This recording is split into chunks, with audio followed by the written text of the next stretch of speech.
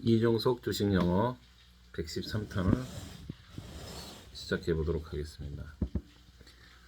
오늘은 먼저 보니까 이어령 그 지식인 있죠.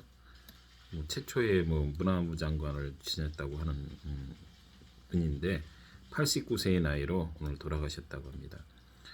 그래도 우리나라의 지식인을 대표했던 분 같아요. 일전에 이분이 지나가는 말로 들은 얘기가 기억이 나는데요.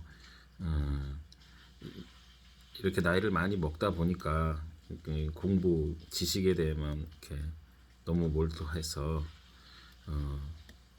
다른 것도 좀 해보고 살았으면, 이럴 줄 알았으면, 이렇게 다른 것도 좀 해보고 살았으면 어떤가 싶다고 한 말씀이 기억이 납니다. 참 인생은 결국은 정답이 없대지만 참 항상 100% 만족한 인생은 없는 것 같습니다. 결국은 이렇게 살던 저렇게 여러 가지 인생을 동시에 살 수 없는 게 인생이기에 참 더욱 아쉬움이 남고 안타까운 마음이 듭니다. 자, 오늘은 물론 좀 우리나라의 위상과 실과 허에 대해서 한번 말씀을 드려볼까 합니다. 우리나라가 2021년 UN 무역개발회의 UNCTAD가 한국을 리스트 A에서 리스트 B로 변경하였다고 합니다. 이것은 한국이 처음인데요. 리스트 A라는 곳은 주로 아시아와 아프리카 나라들이 한 99개국이 정도 되는 것이 그룹 A 그룹이고요. 리스트 B에는 주로 미영프 등 그 선진국들이 주로 내포되어 있는 한 30여 개 국가들이 포진되어 있는 곳이라고 합니다. 이런 것을 리스트 B로 되어졌다는 겁니다. 그것이 우리나라 한국이 처음이고 참석 회원국들의 만장일치로 결정이 되었다. unanimously 그래서 NIMITY 만장일치 unanimously 이렇게 표현할 수 있고요. 사실상 한국 국제사회의 선진국으로 통한다는 것을 의미하고요. 세계 모든 국가가 인정했다는 것으로 볼 수 있다. 이렇게 하고요. 인류 국가 그럴 때는 first class 이렇게 되고요. 우리나라 2021년 한국은 10월 기준 주로 인류 선진국들만 가입할 수 있다는 두 국제기구인 DAC와 파인클럽에도 모두 가입되어 있다고 합니다. 그래서 여기서 그 두 국제기구인 DAC와 DAC 파인클럽에 대해서 잠깐 알아보면요. DAC라는 것은 Development Assistance Committee 그래서 개발원조위원회 이런 정도에 되겠네요.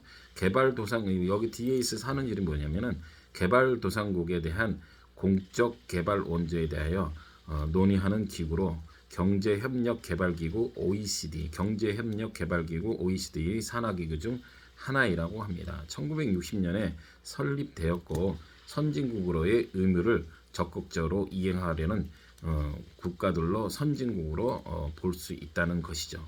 어디에? DAC에 가입되었다는 것. 그래서 pledged to actively fulfill its obligation 그 의무를 actively fulfill 그래 적극적으로 이행한다 이런 뜻으로 쓸 수 있고요.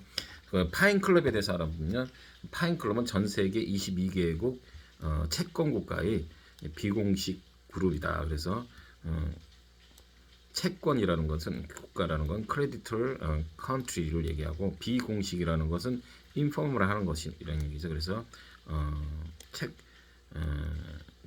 이제 이곳에서 하는 일은요, 파인클럽에서 하는 일은요, 경제적인 어려움을 겪고 있는 신흥 개발도상국들을 지원하는 것을 목적으로 하고요. 1956년 프랑스 파리에서 열린 아르헨티나의 부채 문제에 관하여 논의를 하면서 시작되었다고 하고요. 주로 OECD, 아까 뭐라고 했죠? OECD가 뭐예요? 경제개발 경제협력개발기구라는 거죠. 주로 OECD 회원국으로 구성된 포럼으로 대출금 상환이 어려운 상황에 처해 있는 채무국과 채권국을 한 자리에서 만나게 해서 하는 것을 목적으로 설립되었고, 채무국의 기간의 연장 및 기타 다른 제도적 장치를 통하여 채무 불이행 디폴트를 얘기하는 거죠.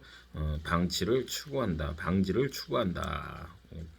그런 뜻입니다. 그래서 참고로 아까 OECD는 전에도 말씀을 드렸지만 경제 협력 개발 기구로 경제 성장 개발 도상국 원조 무역 확대 등이고, 활동은 경제 정책의 조정, 무역 문제의 검토, 그다음에 산업 정책의 검토, 환경 문제 논의. 그래서 현재 38개국에 가입되었고, 우리나라는 1996년 회원국이 되었다고 합니다. 그리고 또 여기서 우리 세계 경제 규모를 보면은요, 2021년 IMF 발표 기준입니다. 그래서 1위는 미국 21조 달러죠. 2위는 중국이 15조 달러 정도 되고요. 3위가 3위가 일본이고요. 4위가 독일, 5위가 영국, 이런 순으로 쭉 갑니다. 그래서 우리는 이 기준으로 IMF 발표 기준 2021년 10월 기준 했을 때 12 정도 되는데 1조 달러가 조금 넘는다 합니다. 이거는 그러니까 무슨 얘기냐면 세계 경제 규모를 얘기하는 겁니다. 그래서 맨날 우리 이번 국가에서 반일 감정을 계속 유도하고 뭐 일본 하고 비교하는데, 이 규모를 보면요, 일본은 5조 달러에 대해서 한국의 3배가 넘습니다. 그럼 그냥 단순하게 100만 원에 3배면 300만 원이지만 이거는 지금 1조도 아니고 5조 달러입니다. 그러면 뭐 일단 공 3개만 붙여도 우리나라로 하면 뭐 5천조가 되는 거고, 우리는 천몇백 조밖에 되지가 않은 거예요. 몇 천조가 차이가 나는 거예요. 그거를 뭐 자꾸 일본하고 비교한 자체가 이런 게 가다가 미국은 말할 것도 없이 21조나 되니까요. 그런 식의 자꾸 편협된 생각들을 가지면 안 됩니다. 단순하게 그냥 GDP 같은 것만 따지고 그런 어리석은 그런 오류를 범하면 안 되겠죠. 중동 산유국들은 말이에요, 공업화가 진행되지 않아 선진국으로 분류되지 않는다고 합니다. 한국은 특히 2018년 국민 총소득 GNI가 32,000달러로 되면서 30, 50클럽에 가입되었다고 합니다. 언제냐? 2018년대요. 근데 이제 결국은 우리가 얘기하고자 하는 것이 뭐냐면은 이렇게 국제적으로 이렇게 위상이 많이 됐긴 됐지만 결국은 행복은 성적순이 아니야, 뭐 이런 말을 우리 하듯이 결국 우리가 이런 규모를 보거나 이렇게 아예 보거나 이제 30, 50 이런 거로 보나, 아까 얘기했던 유엔 무역 개발 회의에서 보나, 외형적 부분에서는 선진국이 맞죠. 근데 선진국들이 과연 국민들이 느껴지는 행복 순위는 한번 어떻게 된가? 그래서 세계 행복 보고서에 보면은 149개국 중 한 150여 개 국가 중에서 62위랍니다. 그러니까 중간에서 조금 넘는 거죠. 그 행복 순위를 보니까 주로 스칸디나비아 반도, 요즘 제가 말씀 많이 드리는 북유럽 쪽이 의외로 행복 순위가 높더라고요. 그래서 보면은 핀란드, 덴마크, 핀란드가 1위고요. 순서대로 덴마크, 스위스, 아이슬란드, 네덜란드, 노르웨이, 스웨덴 이런 식입니다. 그래서 1위부터 보면은 5위가 영국, 아까 세계 규모로 영국이 3조 달러 정도 되는데 여기 5, 6위에도 10위권 안에 거의 든 나라가 없어요. 참 특이하죠. 그래서 가만 보면은 진정한 그 선진국이 되려면요, 정말 국민이 체감하는, 국가가 그냥 나 잘했다고 그 정부들이 우리 이렇게 잘하고 있다고, 우리 세계 강국이라고, 국가만 강국이면 뭐합니까? 진짜 국민들이 선진국이라고 하는 것을 느끼려면은요, 첫 번째가 정치를 잘해야 된다는 거예요. 정치가 그 나라의 정치를 보면 그 나라의 국민 수준을 볼 수가 있고 그 나라의 의식 수준을 알 수가 있다는 말이 있듯이, 첫째가 정치가 똑바로 서야 된다는 거예요. 왜? 정치에는 우리가 항상 요즘 얘기하는 공정과 상식이, 정의가 모든 것이 되려야 일할 맛도 나고 내가 낸 세금이 정당하게 쓰여서 그에 상당하는 노력의 대가를, 우리가 복지를 누릴 수 있는 그런 나라가 진정한 그 선진국이라고 볼 수 있다라는 거죠. 그래서 이 정치 안에는 그 많은 뜻이 내포되어 있는데, 한 가지로 한마디로 이야기하면 공정과 상식이 통하는 정의로운 정치를 행해야 된다, 이런 말이고요. 두 번째가 삶의 질입니다. 삶의 질. 이 삶의 질은요, 이게 보면은 과연 꼭 그 잘 산다고 해서 삶의 질이 높다고 저는 보지는 않습니다. 일단 잘 살면은 뭐 그렇게 힘들지 않지만, 사실적으로 어느 나라든 간에 그 정말 어떤 돈에 구애 없이 살 수 있는 그 부류는요, 한 10%도 되지 않지 않습니까? 그러면은 우리나라 기준에서 5천만이면 500만 정도 이하, 나머지 4,500만은 정말 뭐 돈 없이 살 수, 걱정을 하고 산다는 건데, 돈 걱정을 한 그러면 그 사람, 나머지 사람들이 행복하지 않느냐? 그것은 아니고요. 결론적으로 제가 말씀을 드리는 거는, 이 삶의 질이라는 것은 내가 아까도 말씀드렸다시피 살아가면서 정말 좀 인간답게 살아갈 수 있는 그런 것에 막힘이 없는 그런 제도적인 환경이 조성되어 있는가에 달려 있다고 보는 것이죠. 세 번째로요, 국민들의 행복 만족도, 이가 되는 거예요. 우리가 느끼잖아요, 사람이.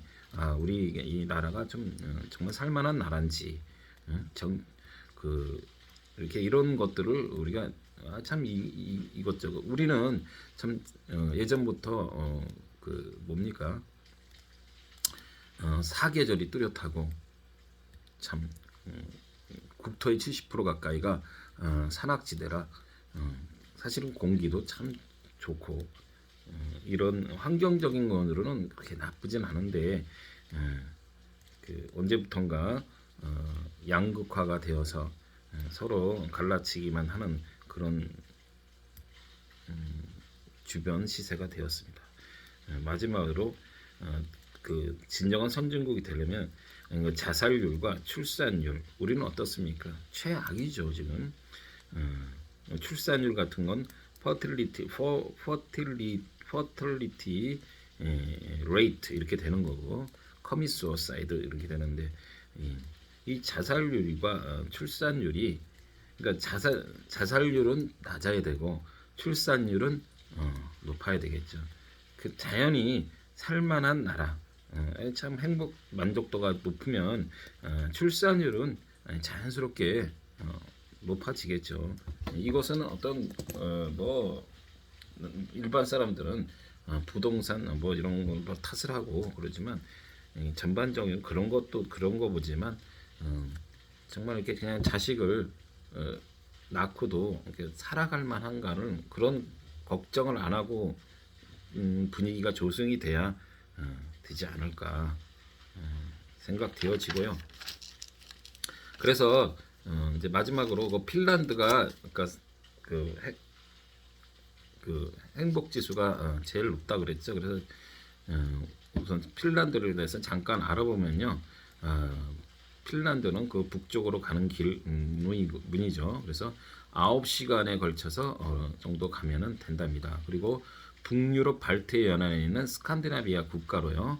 1917년 러시아 혁명 후 독립을 선언하였고 1918년 공화제를 실시하여 독립된 통일 국가를 이루었다고 하고요. 수도는 헬싱키고요. 종족 구성은 핀란드인, 언어는 핀란드어, 스웨덴어, 종교 핀란드 루터교라고 합니다. 그러니까 이쪽 주역은 다 루터교가 복음 루터교가 많다 그랬죠. 인구는 약 580만 정도 되고요. 행정구역은 19개주로 나눠졌다고 합니다. 그래서 이제 헬싱키를 보면요. 대륙에 위치한 수도 중 가장 높은 위도에 위치했다. 그래서 relative 위도라는 건 relative라고 그러고 경도라는 거는 뭐예요? longitude 이렇게 되는데요. 위도라는 것을 보면은요. 지구 위의 위치를 나타내는 좌표축 중에서 가로로 내리근 선 것을 얘기하는데요. 적도를 중심으로 하여 남북으로 이렇게 평행하게 근선입니다. 그러니까 남북으로 이것이 위도가 되는 거고요. 경도는 이렇게 옆으로 된 거죠. 그래서 적도라고 하면 지구의 그 중심 자락을 이렇게 선을 그은 것이 그 적도선이 되는 거죠. 그렇게 되는 거고요.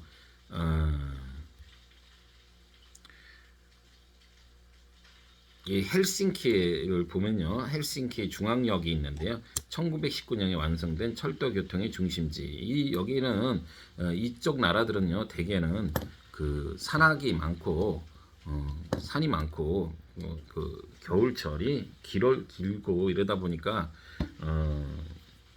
대중교통이 주로 철도가 많이 개발이 되었다고 합니다. 그래서 이 헬싱키 중앙역에서 여행이 시작점이 되고요. 북극으로 가는 시발점이 된다고 합니다. 그래서 이쪽에서 이제 가보면요. 로마니 에미라고 해서 핀란드 북극권의 시작 도시라고 하고요. 북극권이라고 할 때는 맨 이렇게 이제 적도가 있고 또 이 북극권 66.3도에 해당하는 지구를 이렇게 지구가 동그라면요. 이렇게 위쪽을 이렇게 선이 66.8도의 선을 그은 그 위쪽 부분을 북극권이라고 한답니다. 그래서 그 로마니인데 이 로마니 에미에 보면은 산타 마을이라 있는데 이 산타 마을에서 보면은 선이 그어져 있어서 북극으로 가는 그 시발점을 우리가 하는데 이렇게 볼 수가 있고요. 북극권 아틱 픽 서클 아틱 서클 이렇게 되는 거고요. 자 여기서 보면요. 라폴란드라고 있는데 라폴란드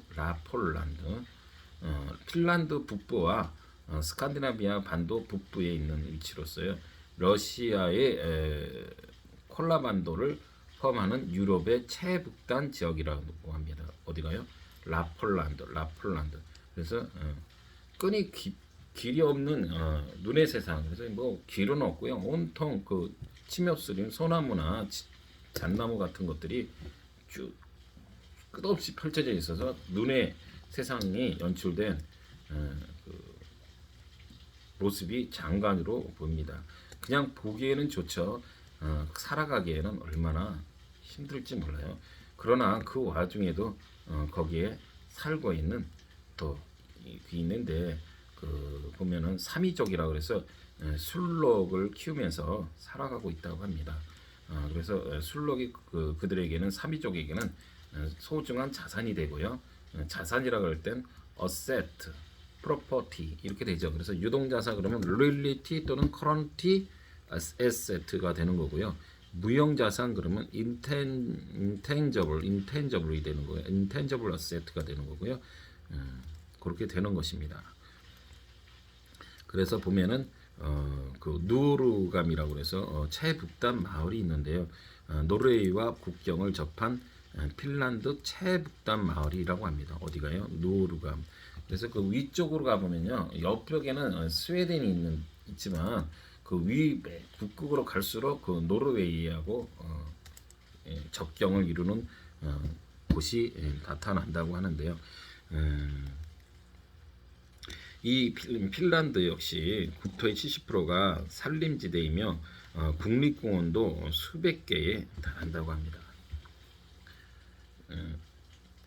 그 중에 우르오 케고겐 국립공원은 두 번째로 큰 국립공원인데 아까 말씀드렸듯이 그 주변에 사미족이라는 분이 살아서 사미족이라는 그 예전부터 전통되어 내려오는 그런 사람들이 살아서 아직도 그 추운 눈보라 속에서 이겨내는 그런 강인한 정신을 보이고 있고, 그 어떤 누가 얘기했대죠. 인간은 어떠한 역경 속에서 또 이겨내고 살아가는 그런 어떤 인간에게는 표현되지 않는 그런 힘이 있다라고 누가 말했다고 합니다. 그래서 항상 이 추운 데를 보면은 우리는 그냥 동경을 하지만 그분들은 참 어떻게 그런 속에서 겨울철이 길고 그 길도 똑바로 하나 나지도 않는 그런 지역에서 그렇게 살아가는지 참 존경스럽기도 하고 좀 뭐라고 그래야 돼요, 묘한 감정을 갖게 됩니다. 자, 그래서 이 핀란드는요 나중에 더 깊이 있게 또 다음에 말씀을 드리고요. 마지막으로 여러분에게 드리고 싶은 말씀은 우리는 정말 그 이제 선거가 10일 정도밖에 남질 않았습니다. 좀 상식을 가진 자로서 자기 하나 사소한 것 하나 진짜 본인 말 따나 그거 하나라도 작은 것 하나 지키지도 못하는, 밥 먹듯이 말을 반복하고 변명에 변명만 남한테 뒤집어 씌우고, 심지어는 아들도 내 가족이, 아들이 사고 치면은 아들도 내 가족이 아니라는 그러한 사고방식을 가진 이에게 누구 말을 잡고 이웃이라는 이웃, 내 옆에 이웃만도 못한 그런 존재감 없는 자에게 어떻게 이 나라를 맡길 수 있겠습니까? 정말 좀 더 그 우리 국민들도 어떤 좀 편협된 그냥 무조건이야 이젠 그런 세상은 지났습니다. 정말 이성을 가지고 판단해서 정말 우리 후손들에게, 우리 자식들에게, 후손까지 안 가더라도 자식들에게 정말 나라다운 나라를 이어받아서 지금 가뜩이나 그러지 않아도 먹고 살기 힘들고 환경도 파괴되고 이래서 걱정이 많이 되는데, 그나마 오늘 5년 동안이라도 좀 나라가 반듯한 나라에서 살아갔으면 하는 것, 그런 것도 마지막으로 지금 우크라이나 사건을 보면서 전에도 말씀을 드렸지만은 우리나라는 정말 특수한 나라입니다. 전 세계 유일한 분단 국가인과 동시에 아직도 휴전 상태인 거예요. 그런데 우리가 언제는 예, 우리나라 역시 무슨 침략을, 우리나라만큼 침략받은 많이 나는 나라가 없잖아요. 무수한 한 600여 차례를 우리가 받았다고 한답니다. 근데 그때마다 전쟁이 날 것 같아서 전쟁 난 적이 있었겠습니까? 단 한 차례라도 괜찮겠지 하면서 그냥 눈치만 보다가 짓밟히는 겁니다. 예, 개인도 그렇고 나라도 그래요. 힘이 있어야 되는 거지. 말로만 가지고 임기응변만 가지고 우리가 이 우리 생명과 귀중한 생명과 우리의 자식들의 그 미래를 보장받을 수가 없어요. 우리는 이 우크라이나 사태에서 그 최소한 그것을 교훈은 받아야 되지 않나 그런 생각이 듭니다. To be continue. 행복하세요.